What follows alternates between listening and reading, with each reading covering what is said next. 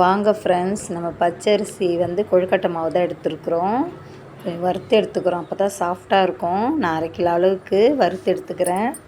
கொஞ்சம் 1 ஸ்பூன் நெய் ஊற்றி வறுத்திங்கன்னா இன்னும் வாசனையாக இருக்கும் ஃப்ரெண்ட்ஸ். அப்படி தான் வறுக்கணும்.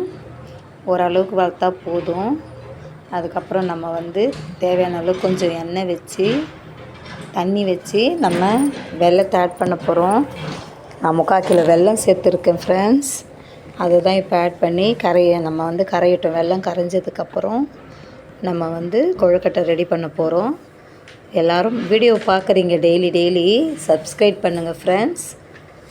சப்ஸ்கிரைப் பண்ணிங்கன்னா தான் எங்களுடைய அடுத்தடுத்த வீடியோவை பார்க்க முடியும். இங்கே பாருங்கள், நம்ம வெல்லம் கரைஞ்சால் போதும். அதில் ஏலக்காய் தட்டி போட்டிருக்கோம், ஒரு பிஞ்சு உப்பு போட்டிருக்கோம். இப்போ கொஞ்சம் கொஞ்சம் மாவாக எடுத்து நல்லா கலரி விட போகிறோம். நல்லா கலர்னோம்னா இந்த பாருங்கள் எவ்வளோ சாஃப்டாக வந்திருக்கு. நான் கொஞ்சமாக தான் தேங்காய் போட்டிருக்கேன். உங்களுக்கு வேணும்னா அதிகமாக கூட நீங்கள் போட்டுக்கலாம்.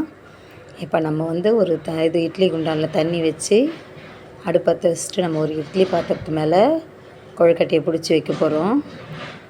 ஒரு 20 நிமிஷம் வெந்தால் போதும் ஃப்ரெண்ட்ஸ். சுவையான கொழுக்கட்டை நமக்கு ரெடி ஆகிடும். எல்லோரும் பிடிச்சிருந்தால் லைக் பண்ணுங்கள், சப்ஸ்கிரைப் பண்ணுங்கள் ஃப்ரெண்ட்ஸ். சப்ஸ்கிரைப் பண்ணுங்க, அப்போ தான் அடிக்கடி எங்களுடைய நோட்டிஃபிகேஷனில் உங்களால் பார்க்க முடியும். பிடிச்சிருந்தா லைக் பண்ணுங்கள்.